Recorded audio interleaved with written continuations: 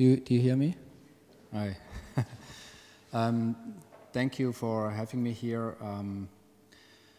I prepared a speech, but I unfortunately lost it in a plane, so I have to be very spontaneous. I speak about my work. 1 second. I always do it like that. I go to my homepage first.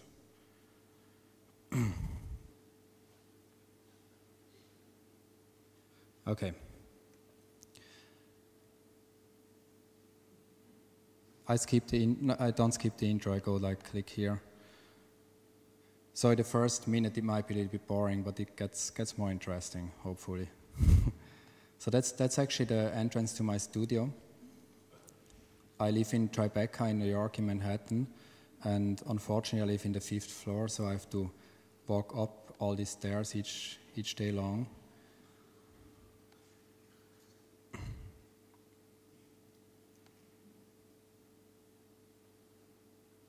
That's the entrance to my studio, and then here we go.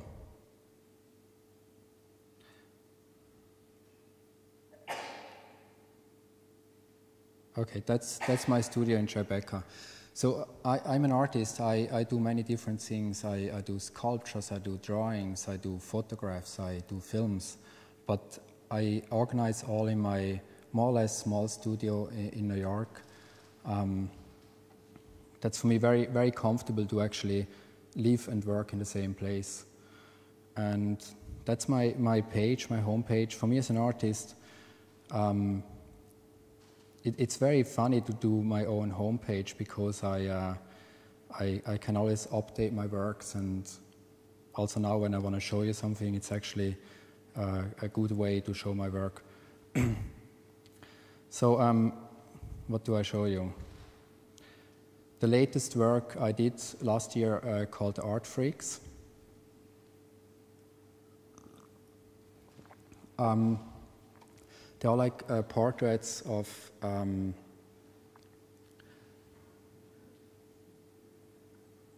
people standing there, painted as artists from the last 100 years.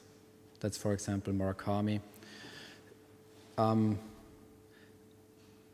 For me, I always try as an artist. I mean, I work now since 15 years as a contemporary artist, and it's always very important for me to I try very hard to be always in time. So I try to do stuff what I think speak about our time where we're living in. And the reason for me to do these Art Freaks was I just figured out it's very difficult as an artist today to do something very original and new. For example, I have an idea. I take some colors and I have a canvas on the floor, and I just out of what reason never would think, oh, it would be interesting to take colors and put it on the canvas. I could do it because it's a very nice approach, but unfortunately Pollock did it. So, or I would say that's actually Pablo Picasso, but it could also be Nikita Serfal, Yves Klein.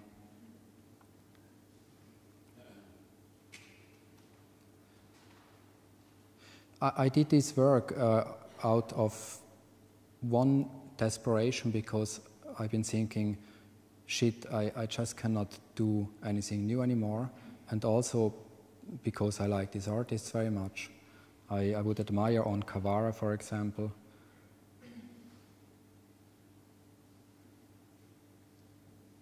And there is one key of my work. My work, that's what people say, has always kind of humor. And that's for me very important as an artist to have humor. For me, it's a very important part of my language. Okay. Also, I want to say, I mean, on the end of my talk will be the question and answer. But when someone has a question, please feel free to just ask something. That's no problem. Well, this one is a work I did. That's actually the last work I did in Kim Gordon. Kim Gordon is from the Sonic Youth, that's a band, and she has a house upstate. And I went to her backyard and I did this photograph about the smoke bombs. I also like to do things without really an intellectual concept. I like colors. I like the way how the smoke kind of builds up that photograph. A lot of my work, so people would ask me, oh, what do you think about it? Maybe like when you guys ask me later about my work, they always ask me, oh, what do you think, what was your concept? Often, I don't know. I just do it out of my stomach. And if I would have a shrink, if I would go to a psychoanalyst, probably he could tell it, but I don't, so I never know. So then the work before I started to kind of like the last 2 years, I started to do art with the art history in my mind. And this one's called the Marilyn's. So we all know the Andy Warhol Marilyn silk prints. They're very, I mean, each child knows it. They're very in our face. And I just thought, oh, what do I do with them? And I took them and I put them on black painted women's bodies to give them a kind of a new life.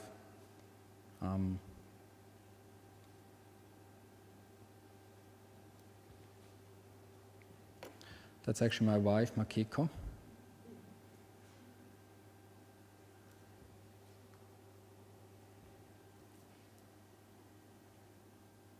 So that was like the last 2 years. I've been thinking a lot about that. That's why I did the works of the Marilyns and the art freaks. Just I've been thinking, what does it mean today as an artist? I mean, I kind of have one idea. I want to do something, a sculpture, a film, or and then I go to Google. I give in more or less my idea in words, and someone already did it. So I think one of the difficult tasks today for contemporary artists is that they might have difficulties to invent something new. So with that pool of information we practically find whatever we have in mind, someone did it before. That was not my spirit, like let's say 10 years ago. My work got in Switzerland and in Europe or internationally known when I was works like that, for example. So there, in a small way, I still felt as a kind of a pioneer. I did something not so many people did before. I did. That's a sample of like there's Massi Barney, there is Cindy Sherman, there is my Swiss friend artist Ugo Rondinone, there is the Chapman brothers. That was like 1999, a remake of like all the contemporary artists at the moment. That's what's happening today. I mean, the most of the art you see, you kind of like think, oh yeah, it's like referencing this or that. So I felt in that time with this work, and like they called me like the horror Breuning. So I would like watch a lot of horror movies in that time, and I would make works like that, videos like playing with the horror movie thing. So in that moment, I felt I did something what I felt a kind of the first one, like the first step on the moon in my small world. But it's just something the last few months or years I kind of like, maybe I get older and I don't have so many ideas anymore. They could be, but I just feel it's really more difficult to create something that is really, really unique in a language.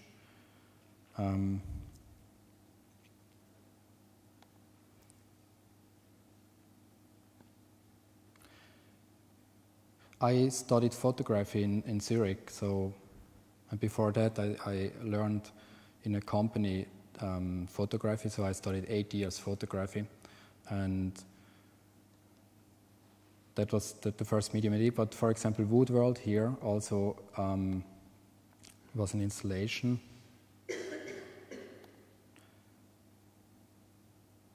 That was my first big installation. I did 1997. So you would walk through all these hallways of fake wood. Sorry, the internet connection. Well.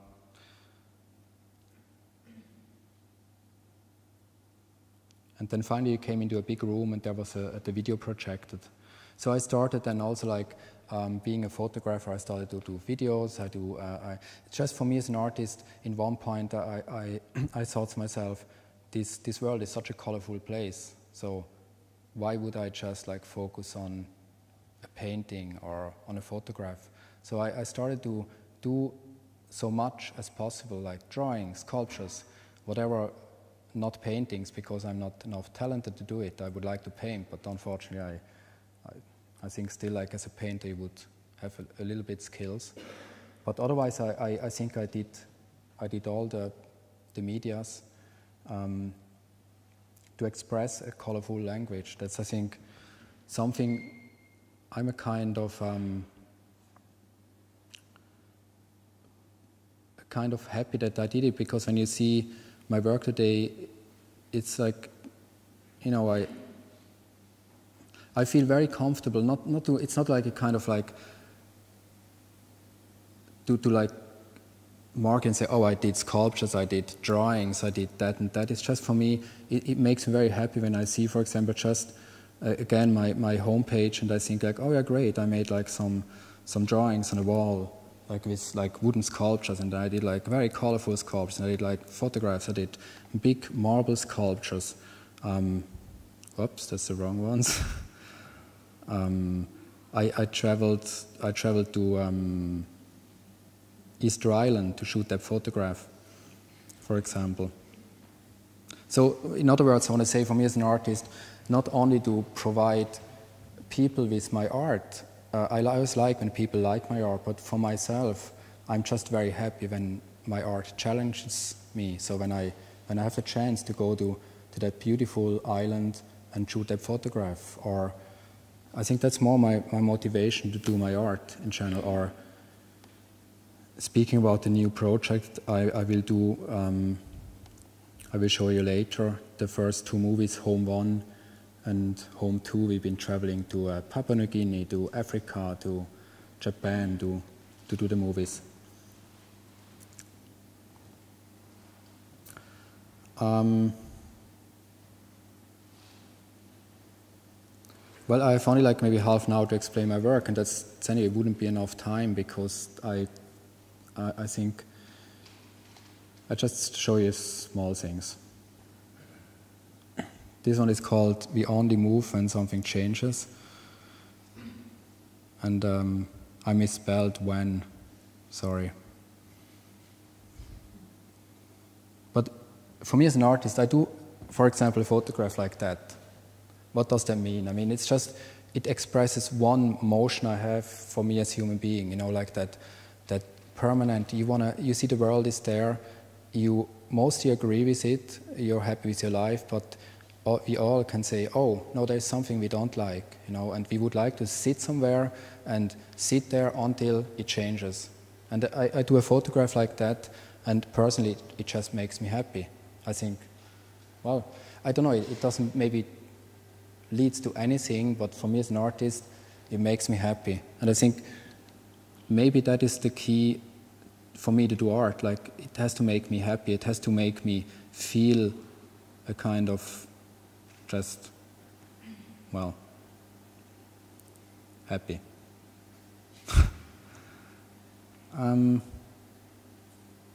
This one is so I started also to make multimedia installations, and there maybe I would be more close to like a Tangeli, since like Tangeli is like a connection point here in these discussions.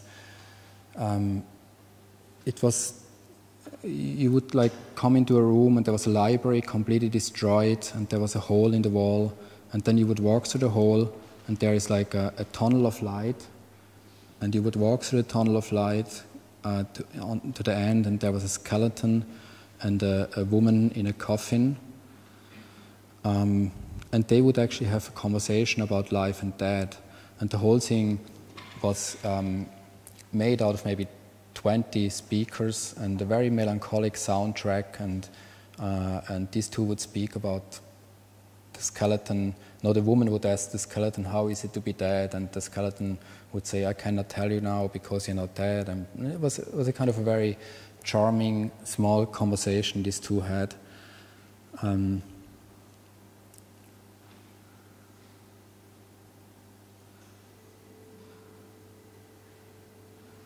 This one is a photograph called We Are Such Animals. So it's like half animals, half people. I mean, also there, I mean, luckily I'm not like a theoretic person. I don't have to write about my own work, but I think, you know, I just have like very simple thought. Here I thought like, oh, whatever we do, we can like invent the iPhone or like fly to Mars. We are still like somehow animals. You know, we have to go to the toilet frequently, we have to eat, we have to, I mean, all this, nature is still a big part of our things.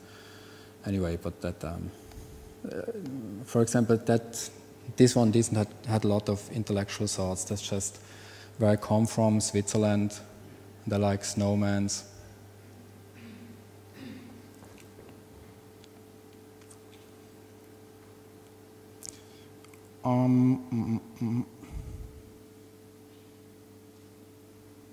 The drawings.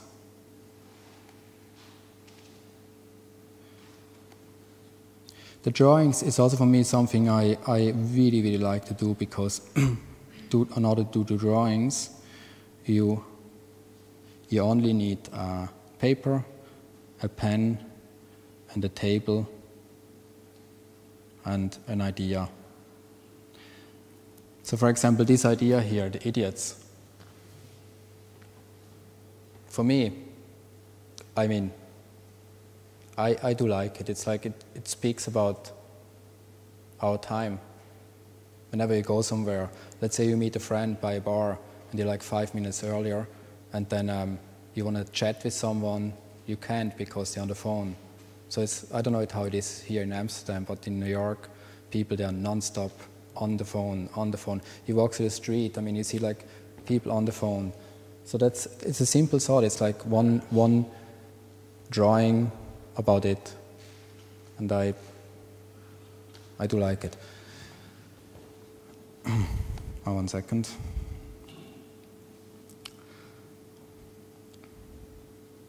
Hello Kitty.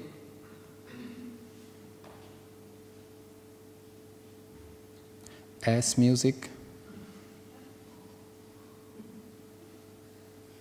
Each day like a battle. Google.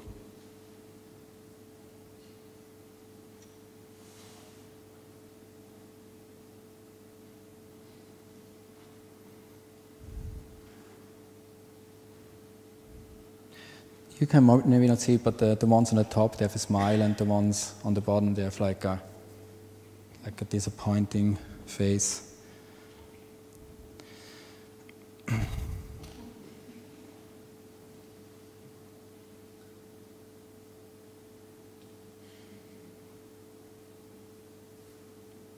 And that kind of makes me also happy as an artist. I am definitely one of the artists. I try to do art for everyone. That's, I would say, would be my goal. I don't try to make my art very limited to people who studied art history or know the contemporary art. I really try to have an approach for my grandmother or for whoever is interested in what I'm doing.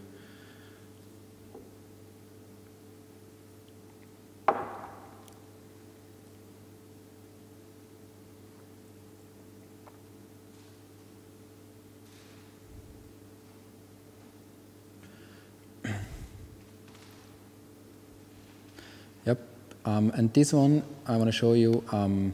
then I made the drawings, and I thought, how would it be like to make it actually into a show? And I did that show 2009 at my gallery in New York, and I just transformed like the drawings to sculptures made out of wood.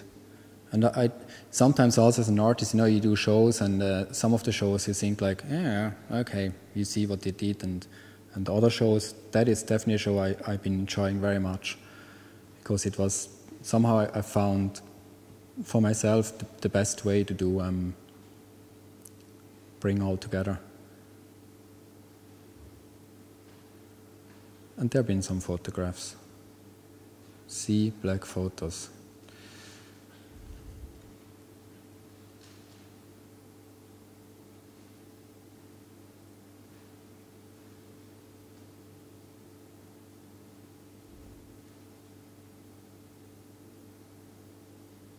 See, and also here again, I mean, I'm not the first artist. I mean, that's why to work with these primary colors, and I mean, there's a list of artists who would do that, but I just still, I enjoy very much to do things sometimes just because I like to do it.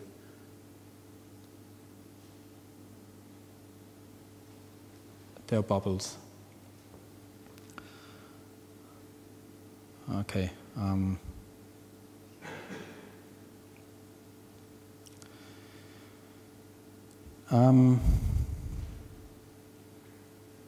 Then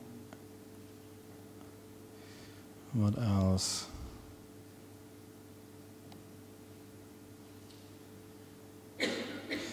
The biggest sculpture I did, I was asked 2008 to do something for the Miami Art Fair in Basel. As an artist, in general, I hate art fairs. I try to not go when I have a chance, but Miami is always a kind of funny because it's in the south, and it's in the winter time, it's warm, and the most of the art people are in a very good mood, so it's always very nice to go there. So, but then they told me, oh, Olaf, you have like, you have like $30,000 and you can do a big sculptures in the beach and blah, blah, blah. And then I thought to myself, okay, what do I do? $30,000, do I want to build like something out of plastic for 4 days and then after that just destroy it? And I thought, okay, now let's make something out of sand. And I built a big sand sculpture with this Paul Klee face.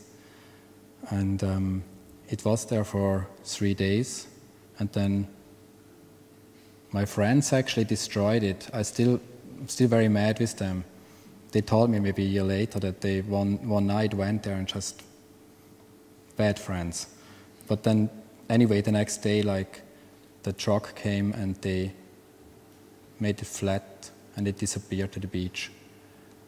So I was quite happy, to produce actually a big sculpture, like 15 tons of sand, and then after that it was just back to where it came from.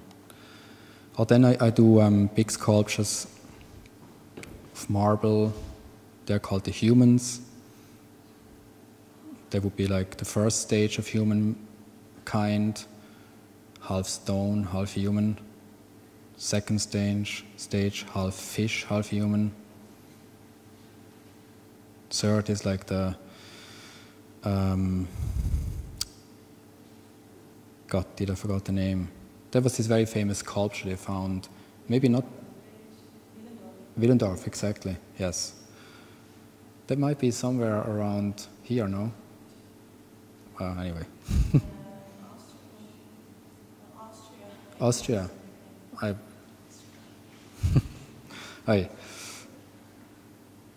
That is like, they would stand for the religion, like Middle Age, like when religion started, like before Middle Age, when religion started. Then king, that would be more Middle Age. And then our time would be the mouse with like an electric cable in the ass. So it's a very personal interpretation of human evolution. Or I do like sculptures.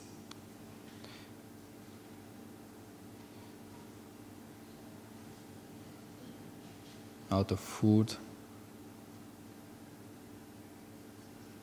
This one I showed at the Mori Museum in Japan, in Tokyo. And then actually in the restaurant they would make that burger for the people. That was very nice.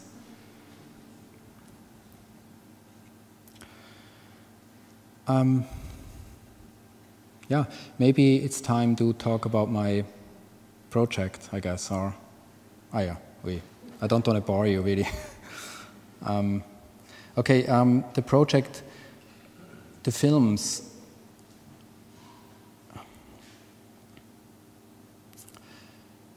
I did a lot of small movies before. I don't know how fast the internet connection is, but.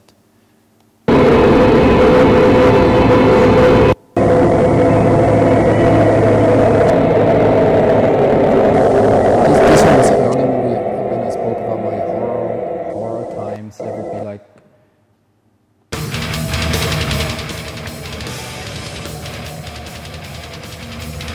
It was just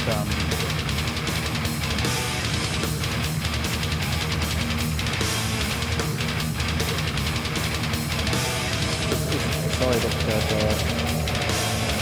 not really visible, but it was just like one horror scenario after the other, and I started to do my movies like that, and in a very simple way. Sorry, you can't see it. I go to the next one. Sorry. So I did my movies for example, Woodworld was a movie I shot, had one cut. So because I did not know how to make movies, so it was very, very simple. Although it was a very elaborated scene, so with a lot of machines and stuff going on. And then I started 2005 I had a plan to make a longer movie.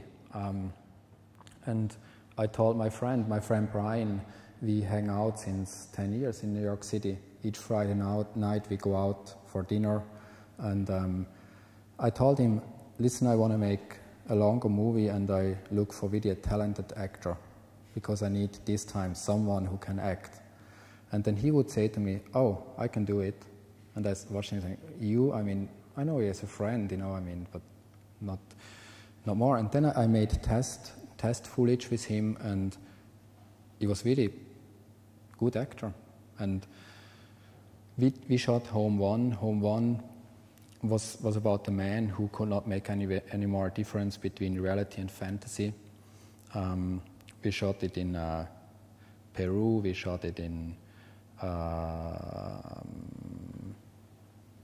where did we shot it? Switzerland. We shot it in a little bit all over the world. And after that, there was and then for me as an artist, I felt, wow, now I do all these medias. Now film is definitely the most interesting because it needs, you have to write a script, you have to film it, you have to edit it, you have to organize the whole thing, you have to make music, you have to, and since I do all myself, that's for me the most complicated and complex works I do. So for Home One, I would work a year on that movie, and then I would show it in galleries and all over the world in museums, and because it was so simple, I decided to make Home Two, and Home Two was shot in Papua New Guinea, in Japan, in Ghana, in Africa, in Switzerland too, in United States. And there it was more like this weird guy who goes like as a Western person who goes to like third world countries more or less and sees this different world with his eyes. I mean, that's maybe my story growing up in Switzerland, you know, like Switzerland, probably not so much different to here, but always this kind of permanent guilt towards like third world countries. We always feel like, oh, Africa, ooh, problem. So I just want to address that in a movie, and it was quite interesting also going to not so developed countries. It was just very, very interesting for me, but that could be in itself a very long discussion. So I don't want to speak too long about that movie. But so since I made Home One and Home Two, then I plan to make Home 3. you know, when the work is going well and like the flow is right, I think you should keep on so long you can. And I just felt, me and my friend Brian, we are not done yet, so we wanted to do just another one. And I always decided I want to make actually a movie dedicated to New York City, the city I live in and I love too. So I decided to make Home 3 in New York. Sure, I needed some financial backup to do it. I mean, it's not the Hollywood production, it doesn't cost like, you know, a lot of money, but I still needed some. And there where the mathematic research came in. I heard through my gallery that I could apply for it, what I did, and here I am, so I'm very happy it worked out. And since 1 year now I work on that Home 3, and it is so far the most difficult work I did, not difficult, but just like a lot of obstacles. So I shoot it in my own town. That means when I went to Papua New Guinea or Africa, you know, I would say to my actor and the other people, let's go there, let's shoot, and then you're there like for 2 or 3 weeks and you're focused on it, you're like, you know, nothing else than that movie. Here in New York, it's the city where I live. My friend Brian, he got a kid, my godchild, so he's also very busy with his private life. So that means like it's always like, you know, oh, when do we film? And then we say, okay, we film on the weekend. But then it's, you know, like after writing your like 20 emails you have to do with other shit in your life, you say, okay, now I take the camera, I go filming. So for me, that actually, it needed a long time to create the spirit of the movie. And I think after a year, Brian and me, we are both actually there. We know what the movie is about. We know what we want to do. We shot already, I would say, like more than a half of the movie, even when the deadline unfortunately was in March. But so we definitely know the spirit, and sometimes the work just needs a little bit longer to figure out the spirit. You know, it's just like, especially when it's an intensive work, you cannot just like, you have to feel it, and I think I by now feel it definitely where it will go. So before I show you some clips from the movie, the main story of the movie is more, I want to create something where I feel, again, like what I showed you before, that I produce something what is very connected to our time, to 2012, with all we have, you know, with our habits of communication, with our relationship to speed, to like, you know, do like traveling, do whatever it is. I just want to put all in the movie, and the whole movie will be built like this 30 minutes with maybe, I don't know, 50 different stories, one after the other. One couldn't be different than the other one. So it's a kind of one scene goes to the next. The only red line actually is the main actor. And the main actor would be this kind of nice, naive person roaming around in New York, confronting different things. Maybe I show you like 2 or 3 scenes. That's just a big one spot, but that's not really good.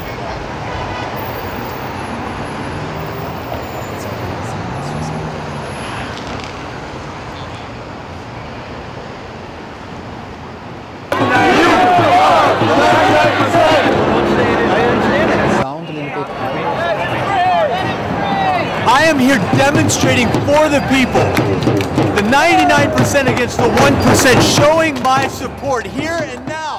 The problem is, I don't know if I'm the 1% or the 99%. I was never any good at math. I just can never remember. Am I the 1% or the 99%?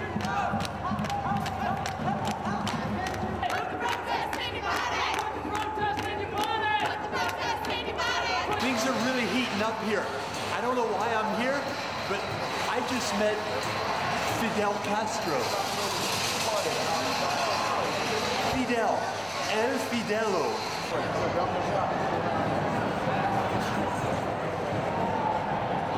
Disculpe, habla español? That was such a disappointment I couldn't make contact with Fidel.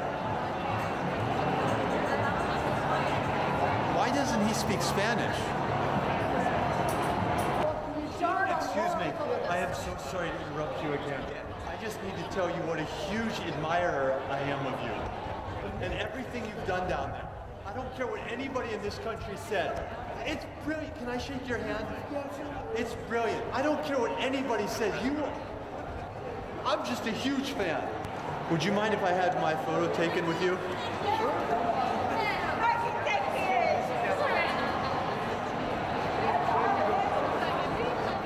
Thank you so much. Godspeed.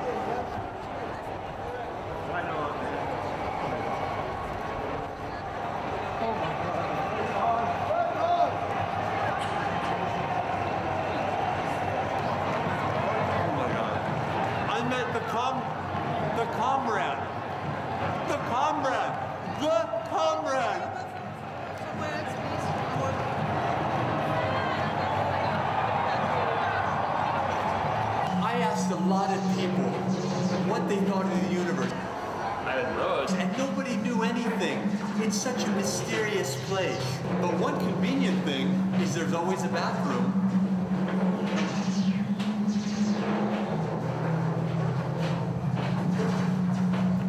The Creator really thought of everything.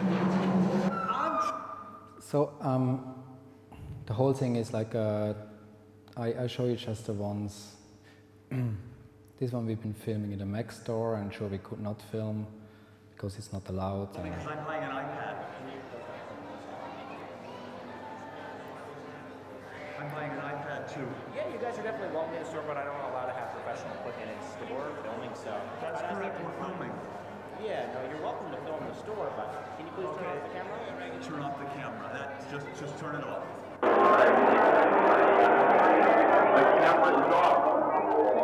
The camera is definitely off, but it's one good thing that we brought our little friends with us because the camera is off. I'm tired. I'm going to listen to the radio with it. The BBC. Thanks, man.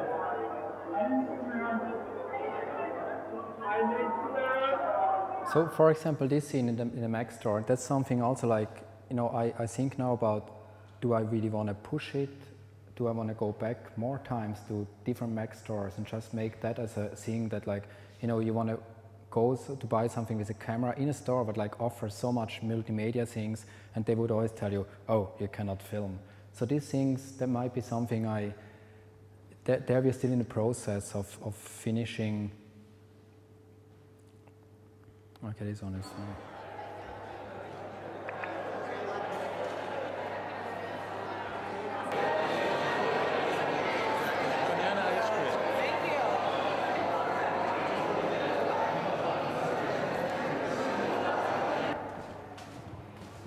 I have to get something off my chest. I can't take it anymore. I understand everybody needs to make money in this life. I thought I'd come here, serve ice cream out of a banana at the gallery, and make some money. I get here, and they dress me up like a monkey. Like a monkey. What kind of an operation is this? They didn't even make me take off my shoes and socks. I'm gonna have a cigarette, and I'm gonna get a taxi, and I'm going home. Do you mind being dressed like a monkey and serving ice cream out of a banana? Are you okay with this? Yeah, of course. I'm done. I'm done. I'm going home. Taxi! Taxi! You see this car, don't you? See the tail? Yeah. This? See that?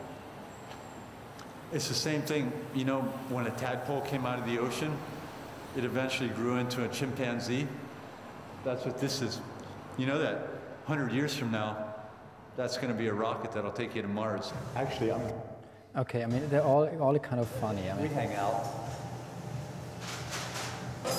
okay, 1 second. You know that 100 years from now, that's going to be a rocket that'll take you to Mars. Actually, I'm glad you asked. I know a lot of famous people. And when I say a lot, I mean I know tons of celebrities.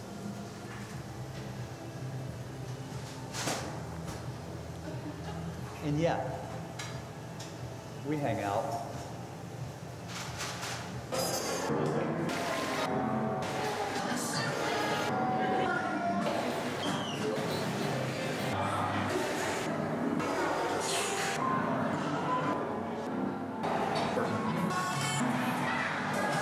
What am I supposed to do? Climb up on the rooftops and scream it over the city for all to hear? To tell it to my friends? When I meet someone new, oh, hello, my name's Joe Bloggs. I'm friends with Leonardo DiCaprio. I practically raised Brad Pitt's kids. That's not my style. I'm a simple person. Still, I know a lot of famous people. Okay, let's skip a little bit. This one maybe is a nice one. I wanted to say, Nick, isn't it a lovely day? The sun, the wind, the sound of the highway. So I completely destroyed the camera lens. It's scratched because I was putting it directly on the granite tombstone. Then I found a feminine hygiene pad on the grass. Thought, oh, a pad is a pad. I can use it as a launch pad.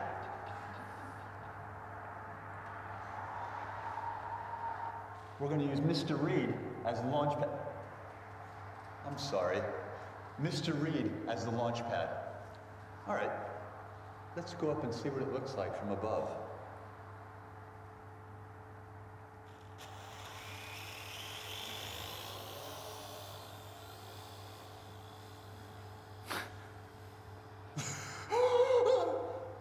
Jesus!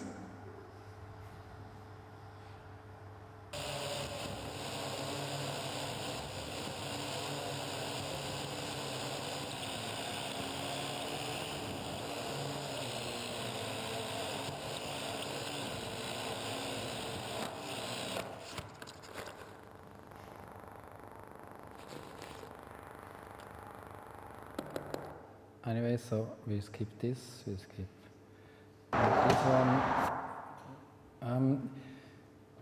Okay, this. Can I show two more? Yeah. Okay, and then. So this is what we have to do. I need to dress up as an Angry Bird, and then what I have to do is wear an all-body pink suit, and then what I have to do... Just to say, for example, you might like or hate Angry Bird. I don't like it personally so much, but it's just a game what is, especially in the United States, I know how it is here, but it's very, very popular. So I just want to take into that movie things what, if I like it or not, I would even take in Lady Gaga when I would have a chance. You know, it's not, I just try to incorporate so many contemporary things I can. Dress up like a nerd, and that's not enough. He needs to put a chicken head on my head. A chicken head. And then he's going to do laughing at my what? He's laughing at my what? See? Look at them laughing at that. And that I can't laugh at. This is a very, very famous restaurant in New York. Normally, they don't let me in here.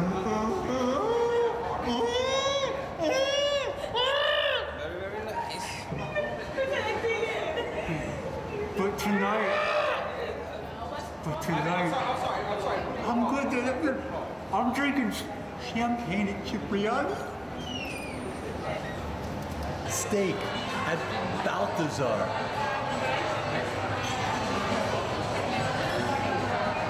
Normally, I would never get in here.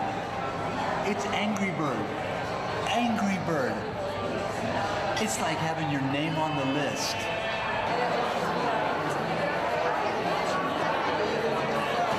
I wined and dined in a restaurant like this. And why? You see, I can get into restaurants, I can get tables, I can go to bars. With Angry Bird, it's all possible, baby. Look at this. This whole boy is freaking it out. Angry Bird is in the house. Angry Bird, that's right. Rock on, totally.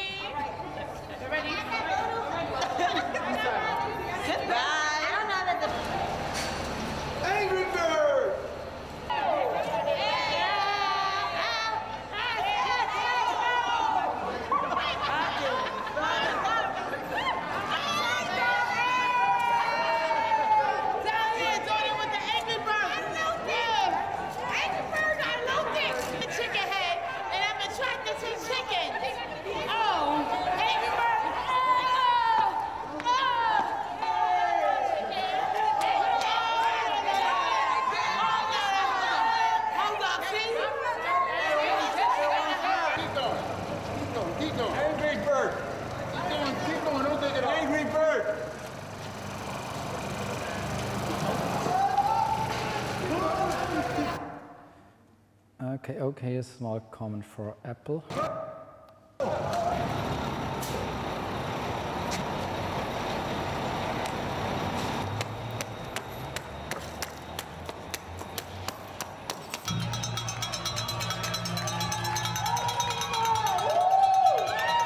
Okay, do we still have time? Do we still have time? 5 minutes. Okay.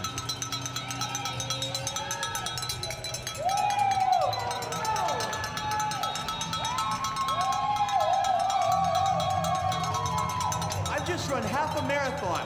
I've got 13 more miles to go. And look, I'm not even breathing heavy.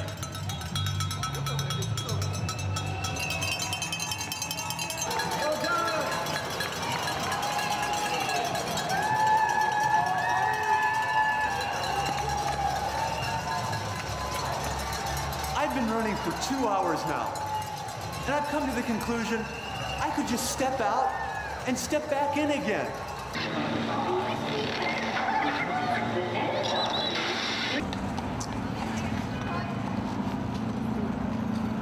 I even have time to take a ride in a horse and carriage. They wouldn't let me to the finish line. All the entrances are locked. And that apartment is in...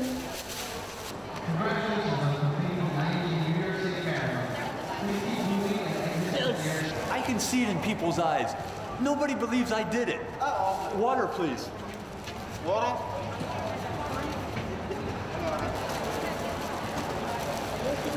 Bueno, andate para el hotel. Yep.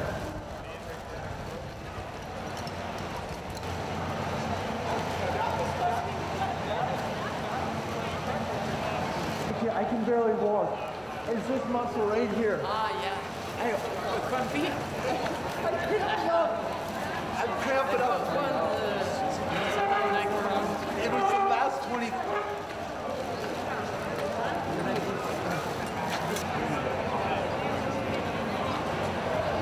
It's okay. Let's go.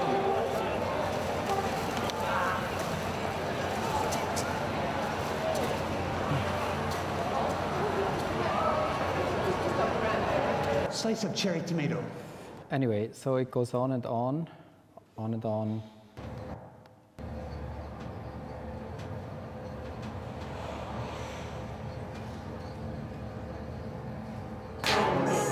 So I just wanna have okay, it's the last one I show, and then so that's the scene we shot with.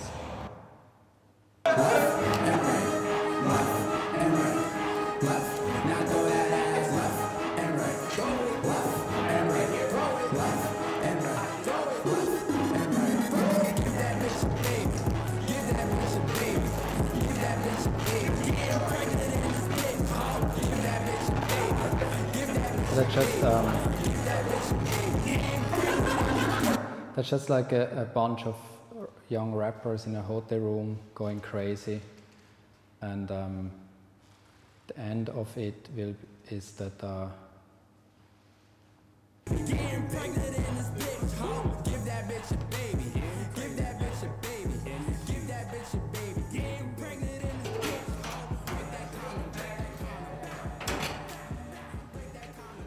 The one time I reserve a hotel room, just to get away from things, I end up in the wrong room. But they did seem like nice kids. They were singing about babies and giving people babies. Nice kids. okay. So I think for the moment, here even he sprayed his own face on the wall. So that's for the moment, I think, just to give you an impression of what Home 3 will be. We will add a lot of more scenes with more people involved. But I just want to do something what has, how I said, so many different stories like coming together in New York City and representative more or less for Western culture with thoughts and things we can have. And sure, there will be only like a small spectrum of possibilities, but yeah, I think that's maybe it for my part.